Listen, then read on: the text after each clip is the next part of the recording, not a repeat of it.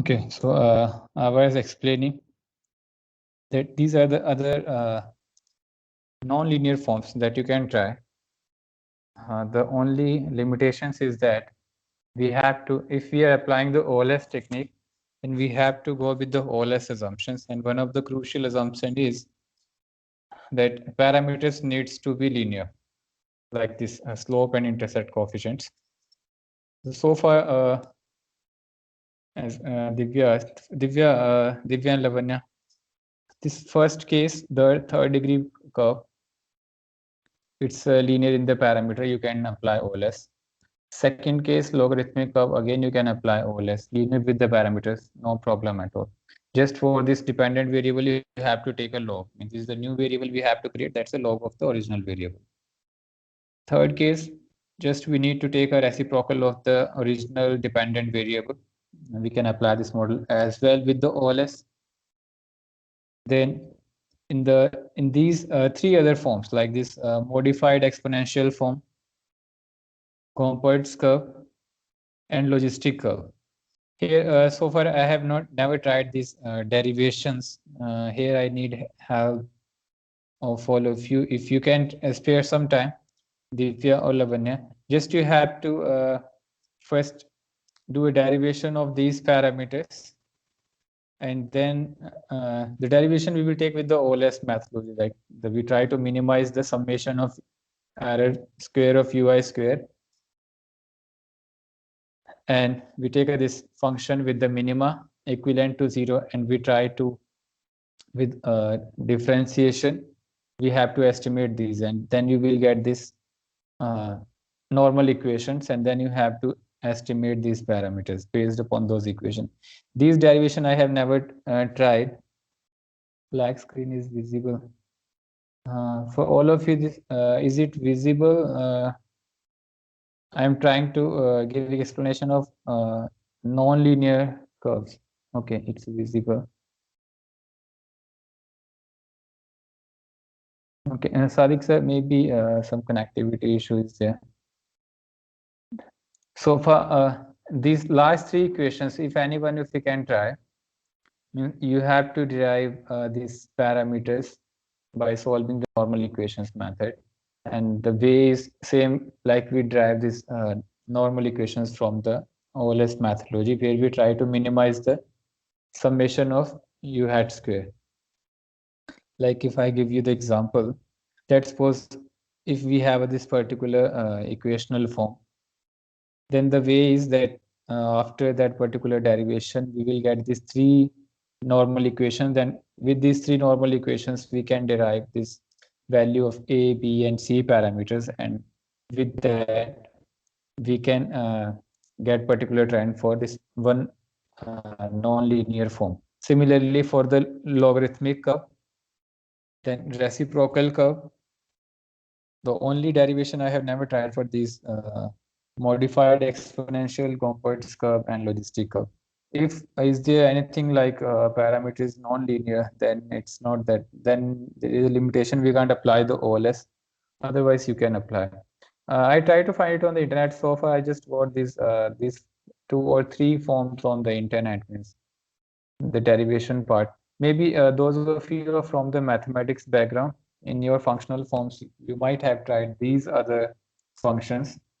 Just the condition is that the parameter is need to be a linear.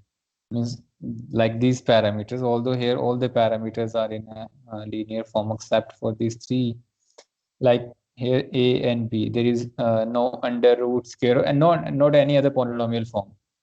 So here you can apply the OLS, but here in these 2 or 3 cases here, with this third constant parameter, the values are in the, so here either you have to go by some transformation. Means for that you have to look upon the mathematical books if you have tried these function. So far I have never tried, so I'm just giving the example. But for these kind of patterns, these three functional forms are much more useful as compared to other functional forms. So this is how, Divya, we work with non-linear trends. Just the change is that your variables is getting changed. you can apply the OLS. Only thing is that your parameters need to be in the linear form. Only problem you will face in these three forms where your this third parameter, C parameter, is in a non-linear form. So you need some transformation here.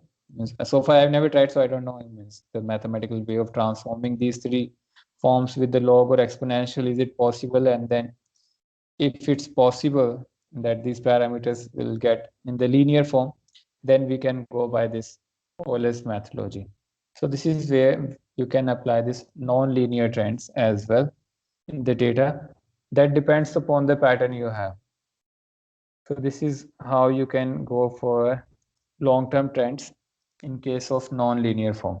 So far you won't find so much literature on this, but yes, these log forms you will find in Woodridge and Gujarati in their chapters. They have these non-linear forms where they use these two functional forms, like this Philip curve, right? This Philip curve, this particular case. Here we can't apply this linear form. So there are many equations in when we work with the variables where the relationship is not linear, then you have to go with the non-linear forms. For that, just transformation of variables is required. And after transformation, if it's possible that your parameters are linear, then you can go with the OLS technique. And if it's not possible, then we can't apply OLS. That's the only limitation is with the OLS method.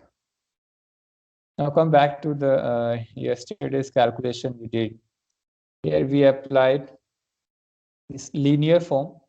In this particular case, close values from the data is our dependent variable. Let me show you the data sheet.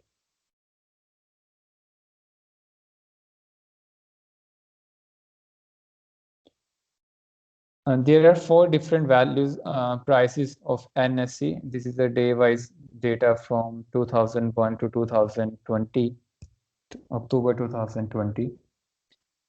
For every day, there are 4 values: opening price of NSE Nifty, high of that particular day, low of that particular day, and close of that particular day.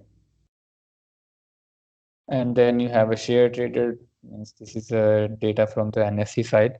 I just combined this 20-year data in a one single sheet. They will provide you maximum for 1 year, I guess, on a one sheet. But that you have to scroll it down. So I just combined this 20-year data so that we can look upon some long-term trend. Then this date variable, the original date variable, is in a string form, and for these type of date variables, there is no simple dstring command won't work. So it needs some transformation like this one I had did, so that we can work with this date variable, because here the time variable is date. So this one is my dependent variable. Close. You can take any one. Let's suppose I know that I want to forecast based upon the closing price of the day. Maybe you can go with the high or low or open. That depends upon the situation. Means for that, you need to know about the trading scenario, that which parameter forecasting is better. Let's suppose I know the close is better. This is a hypothetical situation I'm taking, but before doing that, you need to know that which one is your dependent variable, right? That depends upon the situation you have, research question you have. How can you change the Gagan, that's a little bit long process. I'll take this maybe in the third part whenever we have some 10-23 minutes. It's not a simple command that I can give you, that distinct thing, this transformation in the date in the change of the data, it's required. Then only this problem is only with the date variable, date or time, or few variables which are tricky to destring in the data.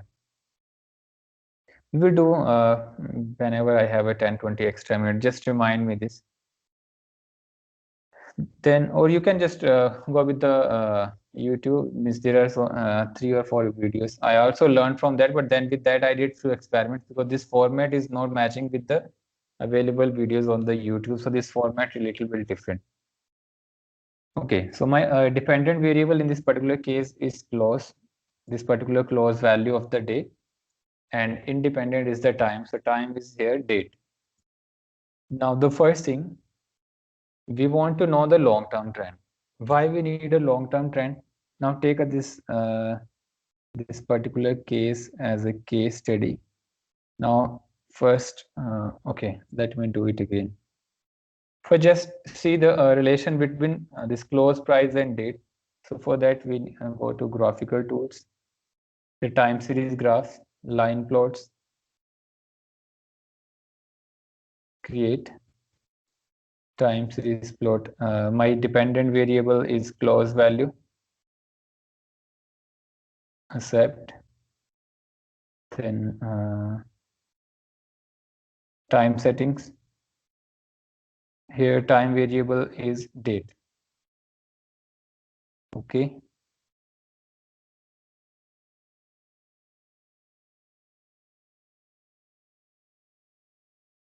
Let's wait until it shows the graph.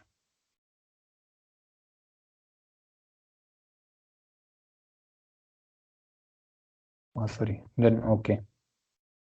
Two-way time series line graph for the close variable. So this is the trend for last 20 years. Now, this is the row graph of last 20 years. Now I'll take a real time picture here because this is the real data. Now forecasting is always about the future, right? So let's go back in a time. Let's suppose we are in October 21, whatever date. Okay, October 21, we can take October 21, 2015. Let's suppose you are right now, we are in a 21 October 2015. And you have this situation in the hand that you want to invest your money in this NSE Nifty, or you have other options like yesterday I was giving the example FDI, mutual funds, or the post office savings. These few other options we have. So let's suppose you have this data till 2015. So I'm taking this hypothetical. Okay. So first let's take this case till 2015. So for the date, this if command is a little bit tricky. This is I'm poor in remembering the commands, so let me.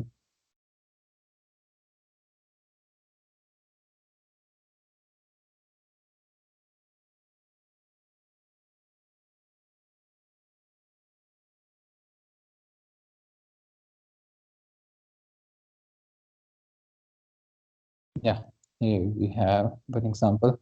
So now we are going to till 2015 only, right? Because I'm making a hypothetical situation that we are in 21 October 2015 and we have to make this decision for next 5 years. Let's suppose you want to invest for 5 years, a little bit longer time period. So for that, you need a trend of the past data for a longer time period. So we have a data of last 15 years. So first let's make a graph for only till 21 October 2015. So how you can, then you have to apply this if command with the graph. Like here, this case, if generally if command generally we apply that if a particular name of the variable double equal to or less than equal to, but if it's a date variable, then this particular format is required. Then the name of your variable, we have a date one, then less than. Why we are doing? Because we just want data till October 21, 2015. Date, bracket start, double cursor. Now this particular format is 21 October 2015.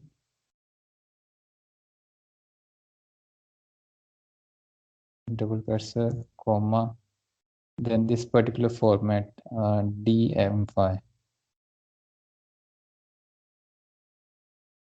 Date, month, year. Bracket close. Okay, so this is the now real-time situation because we are in 21 October 2015, and let's suppose you want to invest for next 5 years.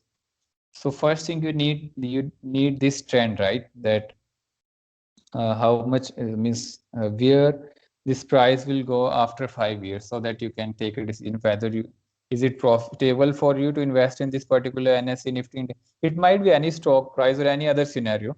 I'm taking this from the investment point of view.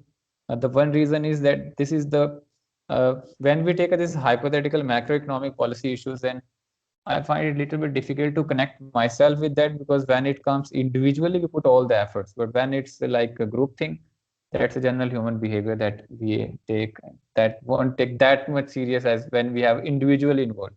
So let's take this real-time scenario. We are in 21 October 2015 and we have money to invest.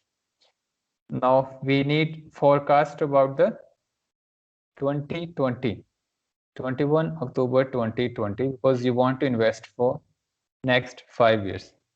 Now you need a trend, right? That's the only means a long-term trend. So can you get some idea that where this price will be in next 5 years, so that you can take these calculations, average return and all, and then you can compare with the other options like life insurance scheme or any other 5-year option. This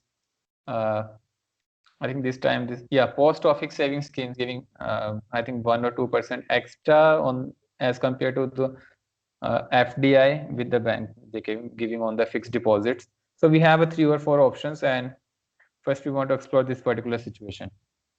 And this is the time graph you have, right? Now the first thing, for the long-term trend, you need a mathematical form which will give you better picture about this long-term trend.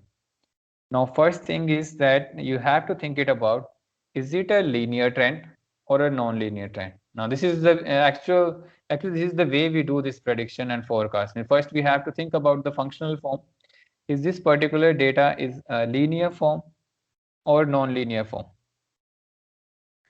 Let's suppose you figured it out and you're thinking that this is a linear, means you are thinking like that this is a linear trend. So you are going to with the linear equation, this OLS equation we had already did this in the regression analysis. So here dependent variable is close price and independent is the time. So we will apply this regression line on this particular data, actual data, and we will try to figure it out the forecast about the 2020, 21 October 2020. So let's now forecast this particular thing. Now here we have to apply regression.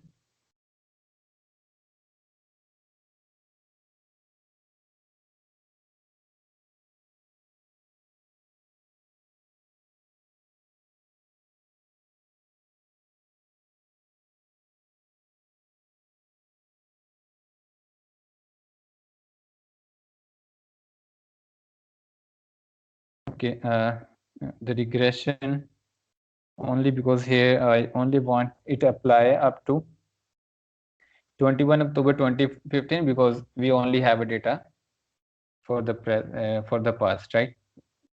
Because we are in the 2015, so we don't have a data for next 5 years. So just apply a regression for the data we have. So regress dependent variable, that's close. Independent variable, we are applying OLS technique. What it means that OLS technique and linear combination we are applying. What we are thinking is like that this trend is linear and this mathematical equation is better for this particular data or this particular pattern.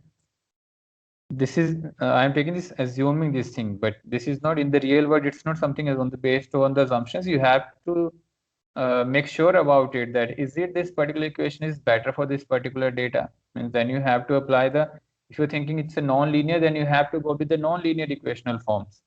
That's the real, in the real world we do these experiments. This is not just we can apply only one single equation.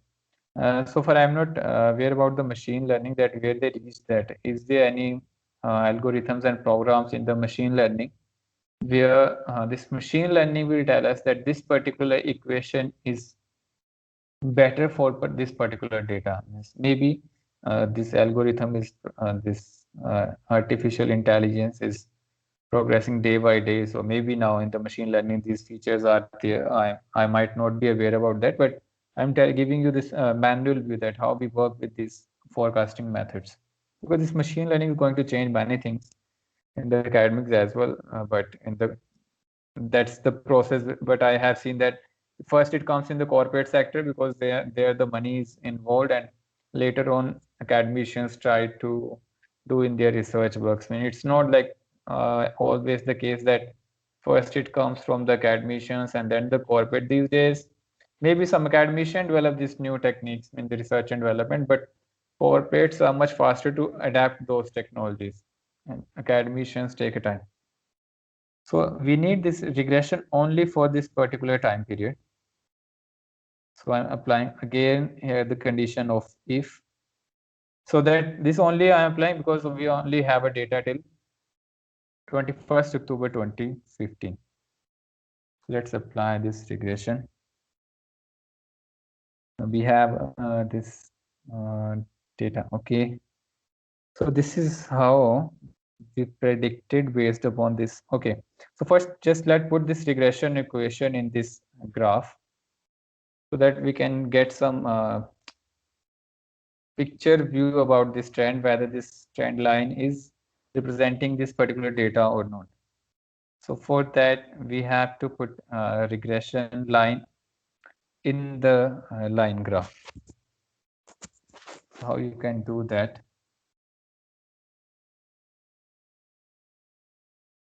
Graphics, time series, line plot.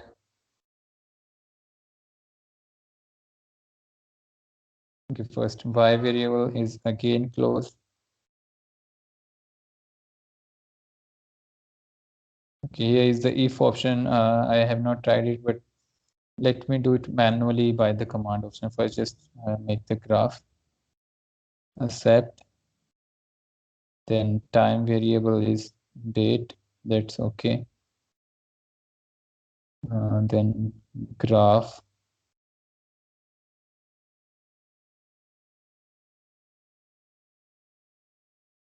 oh, I have made I think 2 variables. I only need a first one.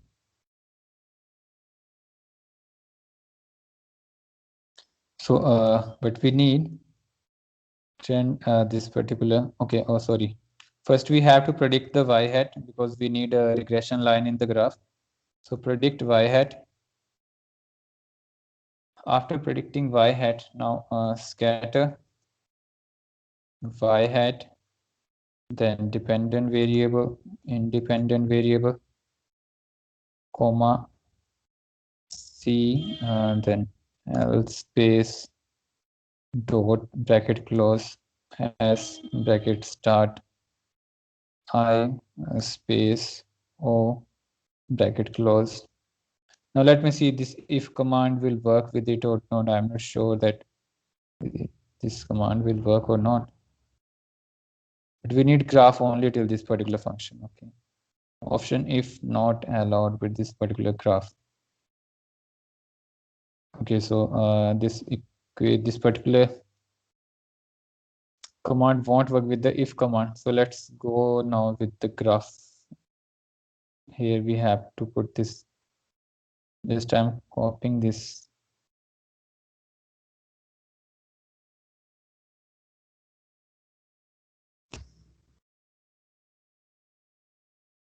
Before comma, we have to give if. Okay, Deepi, let me try it. Otherwise, go to the graphical form. Copy.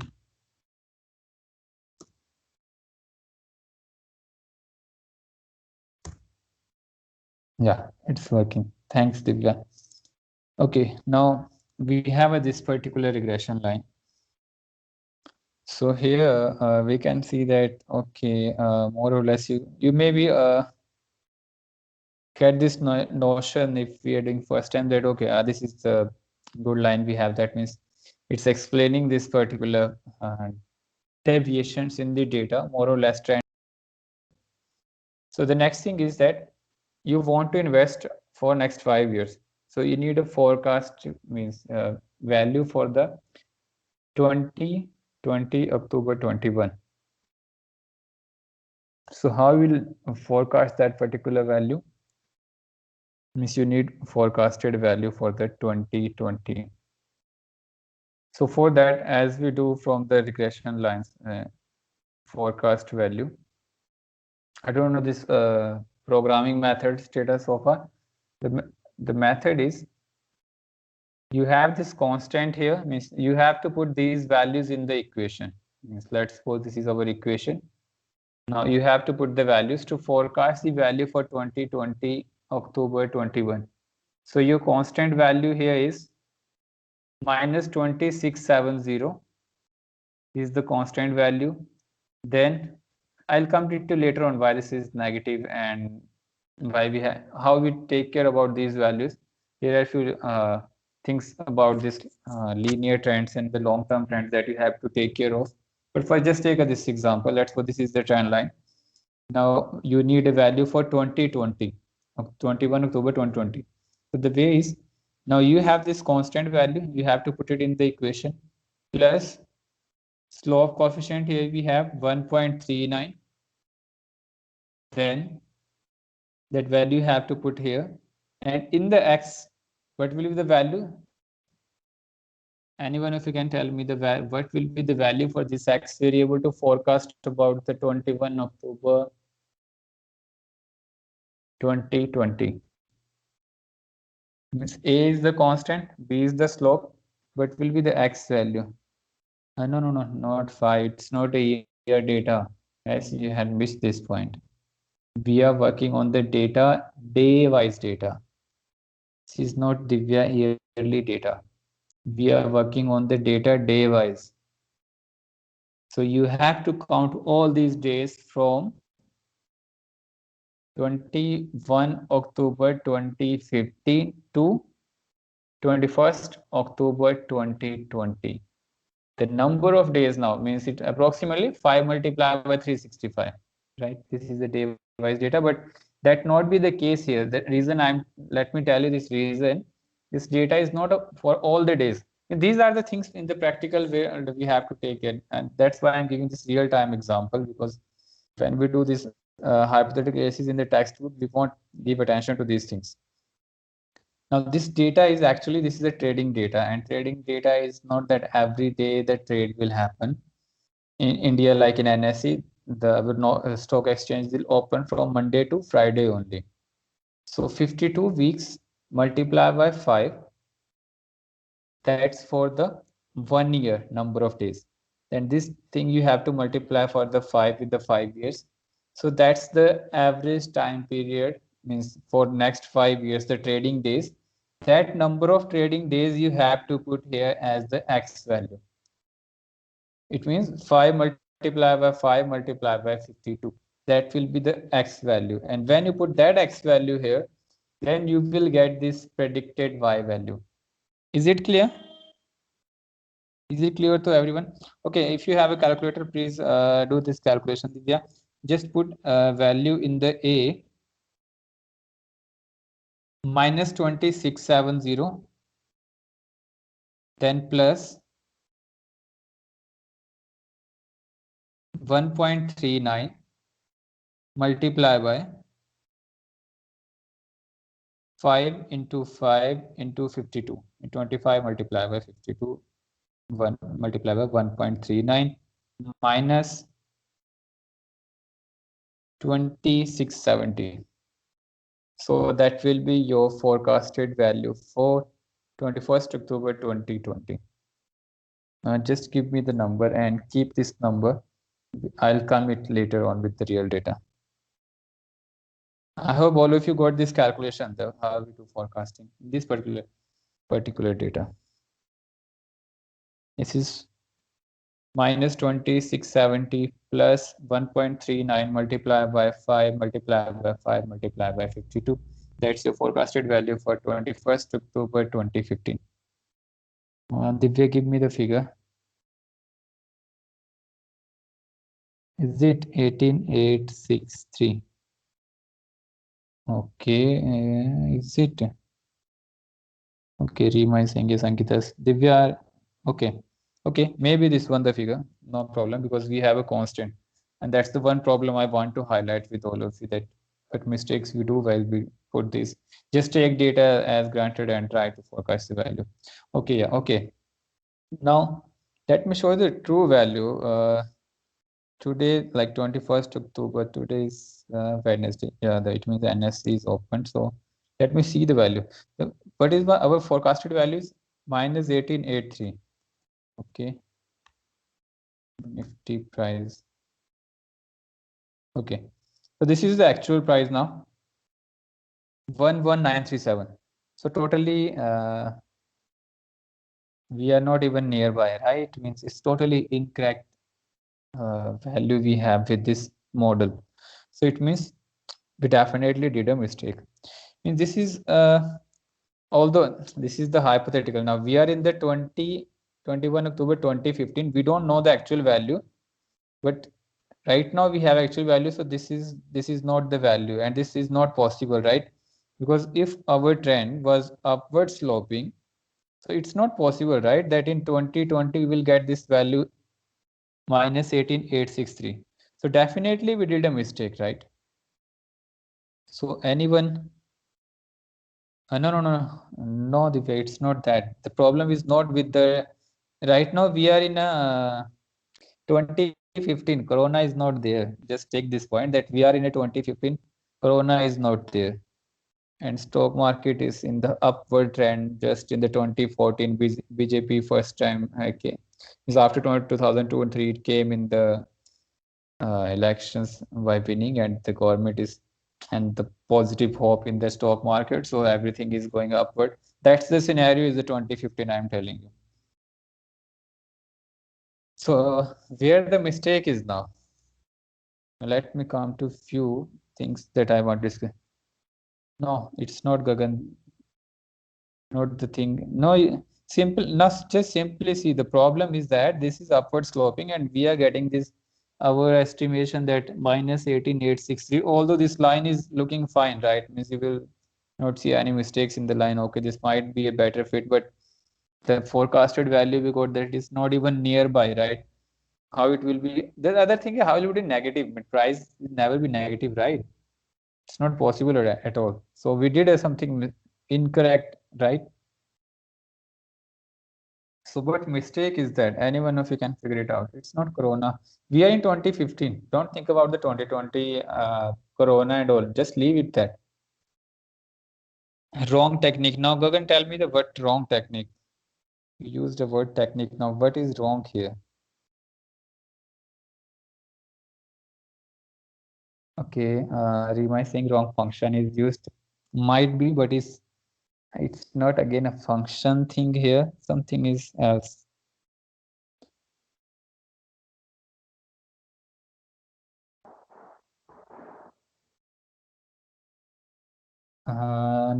Sorry, no, this is not.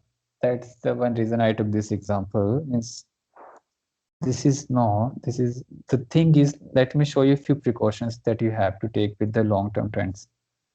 I'll come it later on, but let me give you one glimpse about this, that how it happened actually.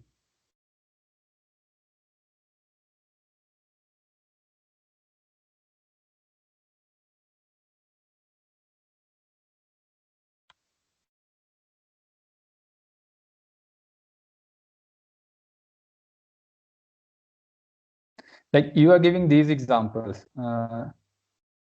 Okay, just try to understand that why.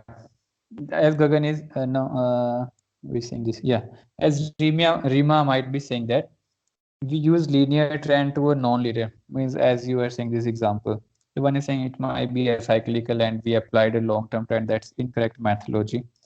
Like we need another method or another function that's, and Gagan saying wrong trend line. So Gagan, which trend line then? The question is which trend line you have to use, because you are going to use your real money, right? So you can't take a risk. You do all the calculations. Although that's not true about the India. Why we say this stock market as a satta bazaar? The reason is that we don't do, maximum individuals, they won't do their homework. They just go by the news and put the money in the stock market, and when it get crashed, they blame the stock market and all. The problem is with the structure, that we don't have a structure, some systematic form of trading, that first we learn these methodologies and all. That's why we say gambling, not speculation, although for traders it's a speculation. Okay, so let's get back to the functional form. The problem that here is that the problem is this one. If you can go by this one. First, the period to be studied must be carefully chosen. Now I'll change the base now. Means right now we took data from the beginning. Let me show you by changing this data set that how these values get changed. And the mathematical expression. So might be like Rima is saying, or maybe Gagan is indicating about the trend, that our mathematical expression may be wrong. That might be one possibility value try to forecast, but that's not the here the problem is. The problem here is with the period to be studied must be carefully chosen. Now here the problem is with that particular period. Now what that particular problem is, if I'll show you the graph once again. Here, if you can see this particular nearby zero where your trend line is, actually the problem is this particular trend line going to touch this x-axis at some negative value, right? Means the problem, this time period problem is, it may be if an internet it's available, let me see. I'm not sure about that. Let me show you this historical data if I have. Maximum. Okay. Yeah. Okay, yeah, this will be helpful. Just see here, we take a data from 2000, right? And previous to that, this is something a horizontal, something the constant, or maybe this increase were too slow as compared to the now this one, the time period we have taken from 2001 to 2015. So this is the horizontal, something the parallel only, and we mixed it with the long-term trend. So the chance will be that your trend line will touch the x-axis at some negative number. So the time period what we have selected here is not properly selected, and that's the reason that it giving us the negative constant intercept term, and that's why we are getting this negative forecasted value. Yeah, periods need to be subdivided, and it means you have to take care about this time period selection criteria, that to forecast, like let's suppose in this particular case we are trying to forecast about the 2020 based upon the 2015 scenario, and we've taken a data of the last 15 years. It might be that it need a data for last not 15 years but 30 years. That might give us the better picture, because there might be a break in this curve, means there might be a two different slopes in as the time periods. So the time criteria means in the long-term forecasting methods, it might be the other scenario that there might be a breakup after 2000, 2001 or 2 in the stock market, and the slope get changed. So you might need a data from 2001 or 2 onward. So both the scenarios might be, means it might be we need a longer duration. It might be that we need to short it out, that which time period we have to start with. So these things we have to take care of about this particular. Otherwise, graphically it seems fine. Like if this particular graph, if we look upon, it seems fine like this for this particular data. But as we forecasted, that's totally incorrect. So this thing you have to take care about the time period selection criteria. How much generally what we do that, what I found among the researchers, that they go by the, like those of you might work with the monetary policy and all that, you see that okay, from the RBI and the data is available for this number of years, so let's take this number of years. Or might we have this reform criteria, like okay, take a data 93 onward or 94 onwards, means theoretically their justification is required, right? So that's very important. That's why first theoretical justification for the time period is always required if you are trying to forecast based upon the long-term trend. I hope this point is clear to all of you, that what mistake we have done here. So based upon this particular, it's not the mathematical function. Means in our case, it's not the mathematical function. The problem is with the time selection. Means it's not properly selected. So that we have to take care. Now we have appendix. Yeah, if we are forecasting in such extraordinary situation, what are the basis selection? Yeah, Rima, yesterday I gave example of Google Maps. Google Maps, they change their mathematical equation the time they are showing after this corona, because during the lockdown, the traffic jams are not common like the historical data this Google's what they are using. I don't know which time period they have this, last 75 days or 365 days, but they have this criteria. And after the corona, in month of May, June, they changed this criteria because they have seen that now traffic jam, this historical data is not the which is better to forecast about this lockdown when there is no traffic jam and lockdown is there. So they changed, and what they did actually, they given more weightage to the recent data as to the previous data.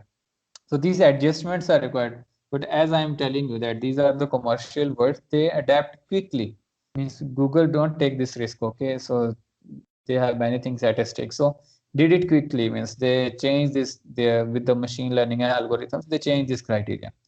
Similarly, in academics, you also need to change. So for this after corona, we have to wait for that how much impact it will do. The base need theoretical. Like 91 reform, there was some theoretical that reforms were taken, everything, structural change was there. So if there is something like structural change will happen after corona in the policy making domain and dimensions and all, then we can break this data. But if that's not happening as we are now, we know that currently there is not something like the structural change is happening. But if it will happen, then we have to look upon that how much impact it on the future outcomes, means how much impact it put on the future outcomes. So then we have to break it down. So can we mix models based on what affected these big changes and then combine them together to forecast the future? Mix models is, if I didn't get this point, that can we mix models? No, see this non-linear form that I am trying to explain you. This is not the mix of something. This is something like increasing with the increasing rate, increasing with the decreasing rate, or first increasing with the increasing rate, then decreasing, something like that. It's not a break. Like we do this in dummy variable case, this chow test, right? That's two different slopes, means that we do with the dummy variables, means we can apply, yeah, the model, like we have these two dummy variables that we can do the structural change for in the slope, so that we can do with the dummy variables. But the thing in this stock market scenario is, means they have this professional they hired and they put algorithms and hit enter also. They try to make forecast about the future. Means if we know, everyone know these techniques, then we can put money in the NSE and we can get rich, right? That's not going to happen, because this is something where the all the senses you have to put and all the knowledge you have to give. It's a mathematical as well as theoretical justification. So this model making, that's yesterday I was saying, this thing is the commercial world, high commercial prices, and I think too much high salary package for the model making type of jobs, because here the skills are required. So this is the one reason that DSC has 100% placement. And what they do this model specification. Generally, in those placement companies hire those master graduates from DSC and all to make models for their companies. It might be insurance companies, multinational companies, or bankings and all. They all need these forecastings. Yeah, chart SPP, that we will do in part 3. That's just a structural break. That if we have a two different slopes, then how we can break that. Then one breakup parameter is required, and then we can do that thing. That's the one way we can do. But mixing of the model, something is not I have seen in this equational forms so far, but it might be. maybe it's logarithmic form. There are many this non-linear forms. I'll try to take further examples in the part 3. This is logarithmic form is also a non-linear. This is also when the slope is not constant. But there might be a n number of combinations that I'm trying to make it out, that there might be n number of combinations and we have to take care about it. Okay, can previously normal and new normal. No, I have never tried this particular. If is it any model means I might not be aware. Is it some mathematical model? Then I need this equation.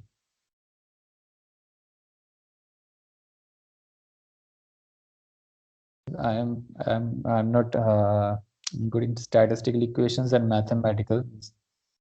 Generally, my background is from the commerce. In the bachelor's, I'm from the commerce background. So you might have this particular thing you have studied, normal, new normal. Is it a mathematical form you're talking about, or just in the theoretical way?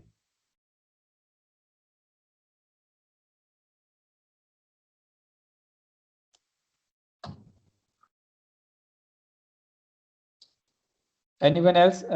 Any doubt? I think this thing is now clear that this forecasting is not easy. The trend, we need a real practical situation. Can if we fit normal situation and new normal situation like corona combine them together to predict? No. New normal means you are saying that we can take a gap, means corona इसको बीच में से हटा दो and then we join the 2 points and we can try to predict. Means like it's something like outliers. कि outliers को हटा दें and then we take a long term trend. Rather than that, it's like pre-corona and post-corona type of thing. No, means in mathematical, this equational form, I don't have this equational means knowledge that how we can do, means it's not possible with that perspective. But if you're asking me theoretically that can we break it or can take this gap out of the long-term series, that you can do. But the justification you require means why you are doing. The justification is like that if you think that corona is just an incidence means irregular component and things are just same as the previous before the corona and after the corona, then you can do that. I mean, then you can just take this particular gap or you can just this outlier kind of thing, means you can just break it down, you can take it out from the long-term series and you can do it. But for that you have to justify it that there are no changes after the corona, means this incidence is just have a short-term impact. On the long run, it's not impacting anything. So, like that means that theoretical justification is required. Then you can do that. Means that's the point I am trying to make, that for all these type of models or any type of forecasting today, theoretical justification is required. And this is just I'm trying to give you glimpse that the points you have to take care about when you're trying. So in this particular case, as we all are saying, like might be the wrong mathematical functional form we have, but it's not that actually, it's the time selection criteria that we have picked incorrectly. So that might be the situation. So what will be the time criteria? It's not that in 1 or 2 line one can answer this, but there are few things you can find in literature. Like here I have this thing. Yeah, the period must be so selected that the number of prosper years must be about the same as the number of depressed years, if it's a yearly data. And that the first and the last years of the series must be on the opposite sides of the cycle. That is, if the series starts with an upswing, it should end with the downswing. If the number of prosper is greater than the number of depressed years, the intercept and therefore the level of trend would be too high. If the situation is reversed, then the level of trend would be too low. So these things you have to take care about, that number of prosper years needs to be equivalent to the depressed years. If you're starting from the upswing, then end with the downswing. So at least some consistency in your data selection criteria is required. If you do these hit and trials, then you sort out, figure it out. then you might find better trend line for your forecasted values. So that you have to take care where you try to forecast. Here I'm just giving example from the day data on the basis of daily data, but you might have a yearly data. Again, the situation will remain same because both the slope and intercept are important. Here the problem was not with the slope coefficient. If you can figure it out, it was because of the constant that problem we have faced, the negative constant, and that only because of the wrong time selection criteria. So if we get rid of this particular problem, then your forecasted value, you might find it nearby the, it's not possible that we can actual nearby the actual value, error must be there, but we always try to reduce that error. So this is the linear trend, means that how you can work with a linear trend in the long time. If you have a non-linear, then as I am giving you the examples, you need to do these kind of adjustment that depend upon the situation. If your data is like in this particular curve, then take a log of the dependent variable. These few nonlinear forms I'll take in a part 3 as well in the econometrics. So these adjustments are quite easy if it's the first 2-3 cases. Like for this first case, what we need, whatever independent variable we have, like here we have a date, right? Just we need it square. In the logarithmic form, just we have to take a log of the dependent variable, that the closed variable we have here. So you have to just need a log of the closed variable. Like let's suppose I'm generating new variable. Means these transformations you have to make in your data as per the requirement of the model. Then you can apply these models as well. I'm just giving you the example. So now I have a log of the dependent variable. So if I'll now regress in place of close, now I have a log of the close. This you can only apply when you think that this is the particular situation you have, like this is your data, like then you can do this particular thing. So you need to change your variables, nature of the variable based upon the mathematical equation. So far I'm never tried this modified exponential components and logistic curve with the OLS methodology. So that's why I have put here as a homework for Divya or Lavanya. Means if you know the mathematical equation and you know is there any criteria to derivate these equations, these parameters with the OLS methodology, means if it's possible with this differentiation technique, then you can try these and just share with others so that we can take some example for these. But if it's not possible, then like yesterday I was telling you that for logistic functions we apply MLE because the parameters are non-linear. So that might be a restriction. So for non-linear, you have to, these three forms are generally we study in the literature, but there might be other mathematical equations as well. That might be, I'm not aware of that. So this is how you can work with the long-term trend. Any doubt so far? Means you need to just transform your variables and apply OLS. If OLS conditions are fulfilling, that you have to take care. Like I am telling you that this parameter condition is very crucial in the other mathematical equations. And there are other assumptions about the OLS that we will do in part 3. Means if all the assumptions are fulfilling, then only you can try other equation forms. There is no harm in that. But if there is a breakup of the assumption, then you can't apply the OLS technique. Okay, so this is about the long-term trend. In the long-term trend, this is the equational form, is we are putting data in equational form.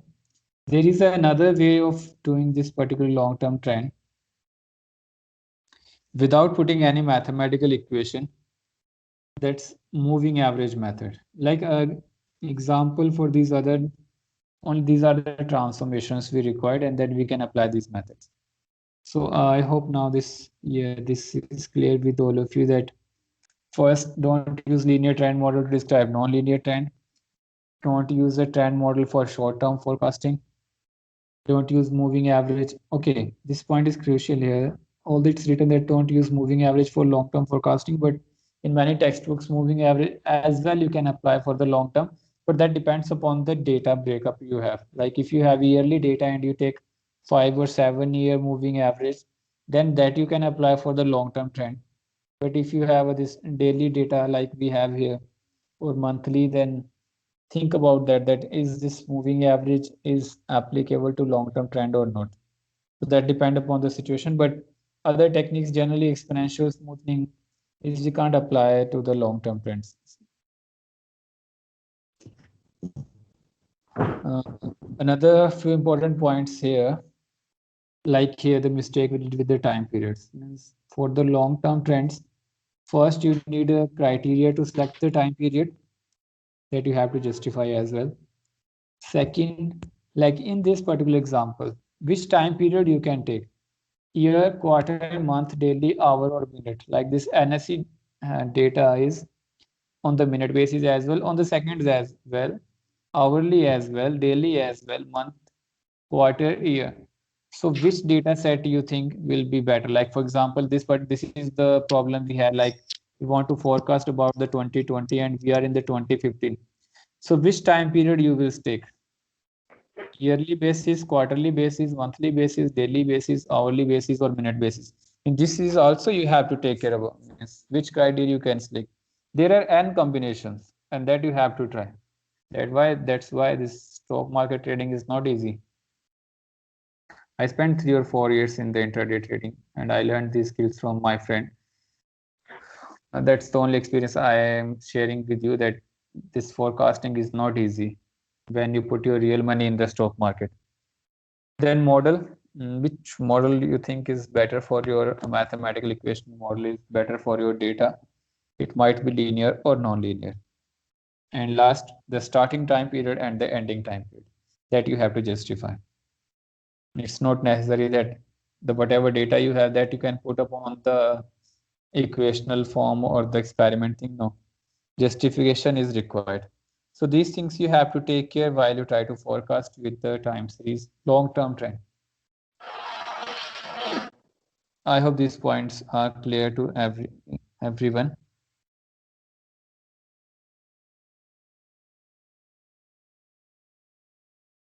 Any doubts so far in the long-term trend? Means I'm giving you the applied actual situations. That's what generally miss in the textbooks, and that's where the problem is, that the real world is totally different. Means when we study these things, that's quite different situations, and when we apply these things, it's totally different. And there you have to put all the knowledge and all the skills you have. And that's what we're lacking as skills in the subject, social science subjects. That's very important, but that's the thing we need, skill making. Okay. So if no doubt, then let's move to another section of the long-term trend. There are chances where you can apply the moving average as well for the time series. Sorry, this long-term trend. But if that your time duration is long, like if you have yearly data, then if you take a 5 year, 7 year moving average, then you can apply on the long term as well. Although this moving average, exponential smoothing methods, they are for the short term fluctuations. So let's take another case now, semi moving average. Although these two methods are for short term fluctuations, but you can use it in long term trends, but if your time duration is long. So before applying it to short term, let's take another case in the long term. Oh, here the choice is yours. Means I'm going to explain the moving average method. Now you have to figure it out. Is it applicable to short term only or the long term only? Now first, let me define what moving average is, and then how we can apply. Sadiq said, earlier you said it's not good to use moving average or AR models for forecast long-term trend, but in most of the books we find this used for long-term forecasting. Any reason behind not using MA method? Tariq sir, the reason is actually the time duration you take in the moving averages. Means this generally it depends upon your purpose. For example, let's take this textbook example. Here the data is for the years, 20 years. And if, for example, here we apply this 5-year moving average. So this particular data set, I'm taking this hypothetical. This moving average line is like something like this long-term trend.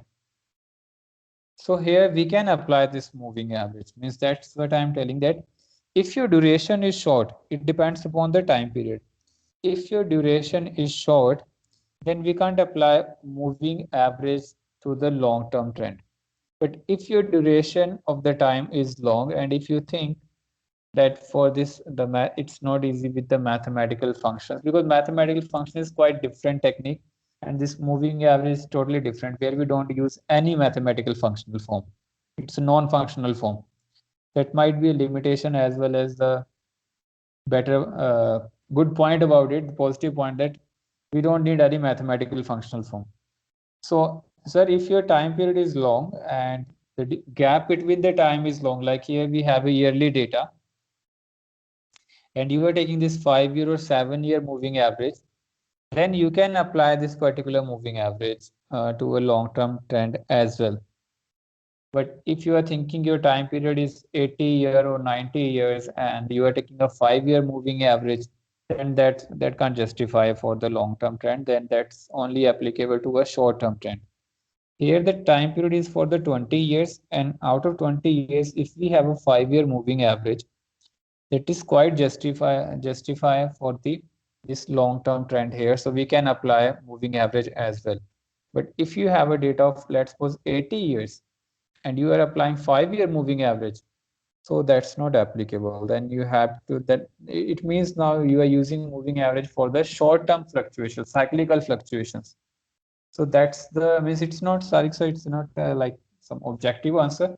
It depends upon the situation. We can use moving average as well, and we have to skip as well. I hope you got answer to query. Okay. So now let's move to this moving average. First, just take this hypothetical example, textbook example. This is just to explain this point, that is moving average applicable to the long-term trend or not. Let's suppose you have a 20-year data, same like the NSE we have, but now you have a yearly data. But the thing is that how you can get yearly data of NSE, this trading is every second trading, means within a 5 days, 9 to 3:15, 3:30, every second trade will happen. So how you will get value for the year? Then you might need some average or something like that. First, you have to figure it out how you will get this year value. Like GDP and these we already have in the year figures, but it's not about all the data sets. So that you have to first figure it. Hypothetical, let's suppose we have a 20-year data, and we need a trend, and we are applying, rather than this mathematical functional trend form, linear or non-linear, we are applying non-functional form. That's the one moving average you can, that's, and not any mathematical functional form. So how it will work? If it's a 5-year, you have to take values for first 5 years, take its average, and we have to keep it in the middle. I'm just taking this textbook type of example. It's not the software, this thing, but for the textbook case. Then for next 5 years, and you have to put an average value in the middle of that particular year. So that is moving average. Moving means with the next value, we are going forward. As we go forward, we have to left out the one value from the backward, and this average got changed, so it is moving. So that's the moving average. This would help us to get a cyclical picture of the data and get rid of the irregular fluctuations and seasonal fluctuations. So if you need a cyclical trends, then moving average is helpful. And if you think cyclical trends are short-term phenomena, then you can apply moving average only in the short term. Although there are big cycles type of theories, business cycles, 30 year, 80 years, like in the how economic machine work, where Ray Dalio, he tried to explain this long-term cycles. If you have that particular thing in the picture, then this moving average is applicable to long-term data as well for long-term business cycles.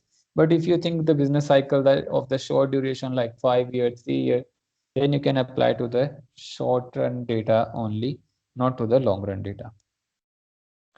If it's a 3 year, then 3 year, then gap is between the 3 years. If it's 7, now I hope this moving average is clear now. If we take this graphical, this red one, this is a hypothetical case. Let's suppose this red one is the actual data, and you need some cyclical picture about that, or the trend about this particular data. So 5-year moving average is giving this straight line trend kind of thing. And 3 year, the short duration, is giving this cyclical fluctuation. This will help us to take decisions about the trends. So that's why I'm telling it's also applicable to long-term trend, but that depends upon the situation. So if moving average is clear, then let me apply this with the Stata software, the data set we have. First, I'll take the situation of 2015 only. If any doubt, please ask me.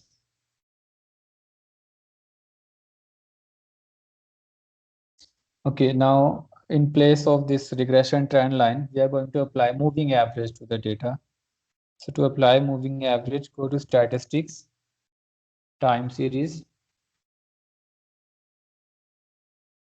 Here, smoothers. Smoothers, you have moving average filter. So name of the variable you want to give, the new moving average variable which you want to generate.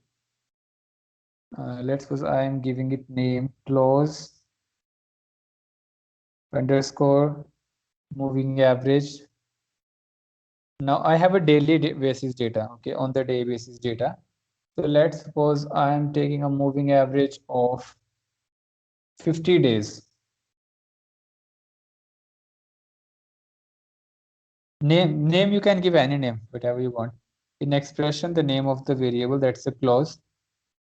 Time settings, the time variable that we have a date one here. Okay. Then here you have to define the time period of moving average. So this is forward and backward summation. So I'm taking 50, and 50 is the even number. This thing you have to keep in. If it's the odd number, then there are slight changes. And if it's the even number, there is a slight difference in the method. So first I'm taking an even number of moving average. So I'm taking 50. So in the lag term, I have to put 25. Then in the current observation, I have to exclude, because 25, 25, there is no in between any number. Then leading terms, again 25. And then, okay. So you can see the here formula, it will show you that 25 are in the backward and 25 are in the forward. And that will give you the moving average. This is the 50 days moving average. Now, if we look upon the data, now you have a new variable that is 50 days average value. So now you can see with the close, this moving average is not like the fluctuations like the original data have. So let's see its graphical functional form first. Graphical picture, that how it is created. Now we have a 20-year data, so it might be difficult to see this particular line, because this is a long-term data. But just let's try graph, time series graph, line graph. Okay, first I'm deleting all the plots, making a new. My y variable is, I need both original clause variable and this moving average. Just see the difference. Just want to see the difference. So my original variable is clause, accept. Then I want to edit it. With clause, I need this new moving average variable. Clause, main the name of the variable I have selected for the moving average. Line, okay, accept. Okay. Now difference is not clear, right? Because this is a long-term data and the space limitation is here. So this difference between your blue and red line is not clear, not visible. So let's break it down. Let's take a 5-year data in place of, because this is a daily data. So it's 20 years, then multiply by 5, then multiply by 5, and so that's, sorry, 52 multiply by 20 multiply by 5 means these number of days we have in this data set. So it the space is limitation, means I don't know how to zoom it out. So let's just give you the glimpse of this moving average, 50 days moving average. Now this criteria, I'll come to this point, that how we select this 50, 45, 29, that's the thing we have to select, right?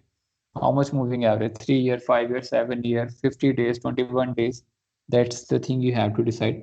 But just first get a glimpse that how this particular, what is the difference in the actual data and the moving average. So put a if command with this particular command.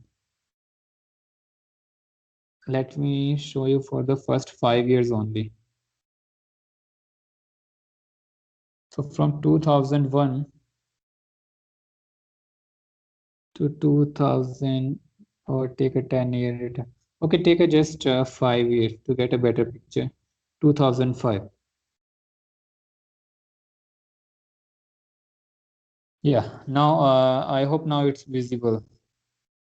Or if you need a more clarity, then just take 3 years. 2003. Yeah, I hope now this moving average is visible to all of you. This red line, this is the moving average. Now again the question is, last time to forecast we used the trend line, right? Here in place of trend line, let's suppose we are using moving average. Now which one is better?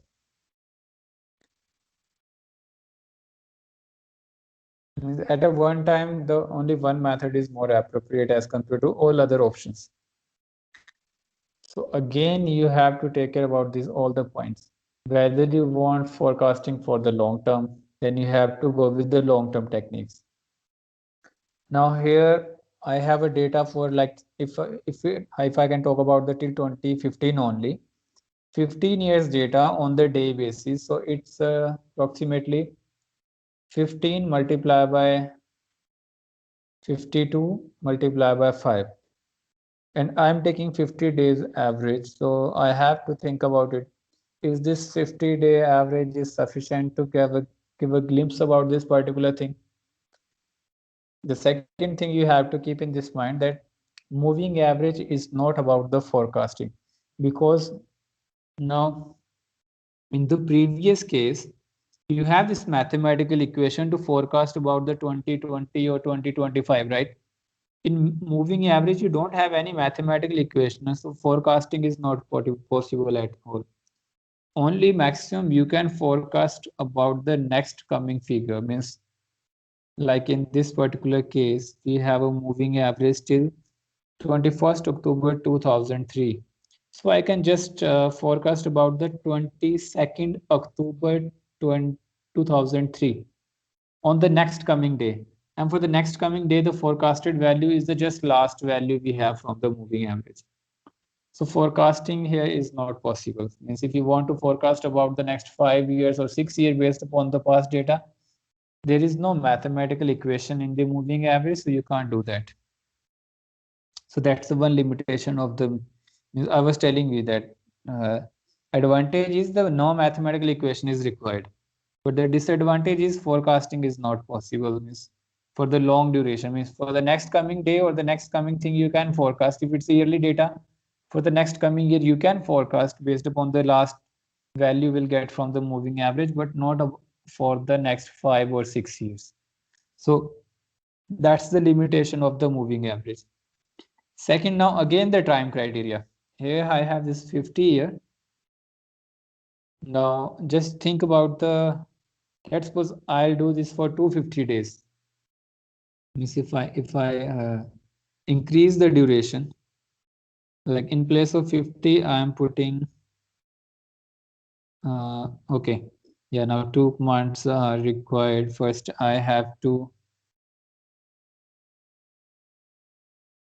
okay, so in place of 50 days, now I am taking 100 days. For 100 days, the breakup is of 50 and 50.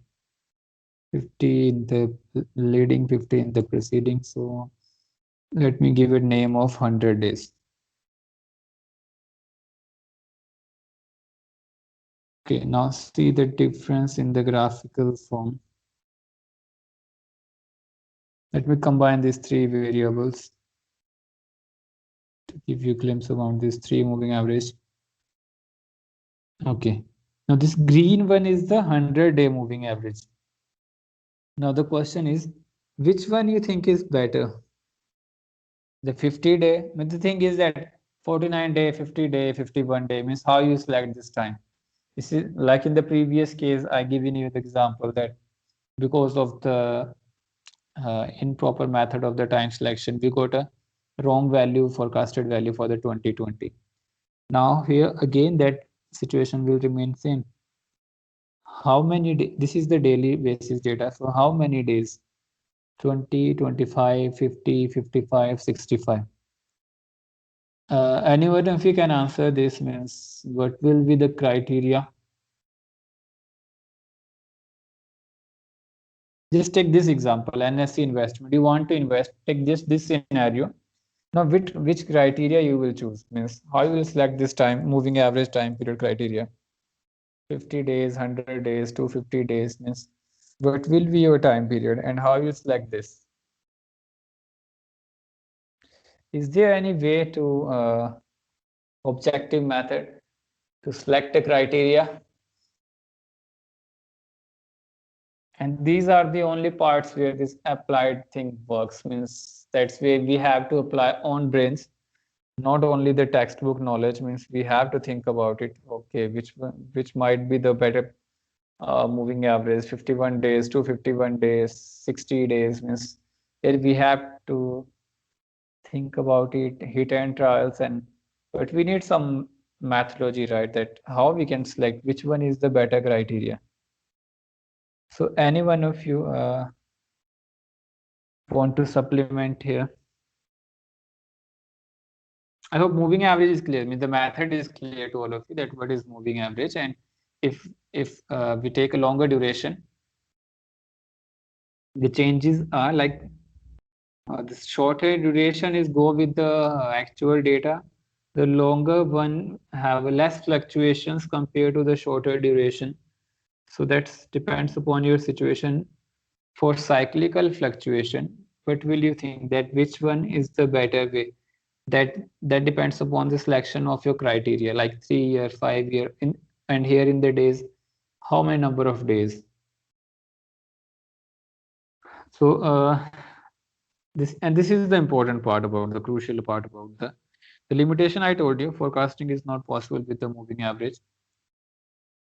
The another thing is that number of days or number of years criteria. How you select this thing? This is the last part for today. Other smoothing method we have that I'll take tomorrow, and few methods with seasonal component. Means first we did with the trend component, then for cyclical we have these two techniques, exponential smoothing and moving average. So today I'm doing this moving average. Tomorrow we will do exponential smoothing method. So first, just this last question: how you select these days for the years in moving average? Anyone, if you want to comment here or discuss here.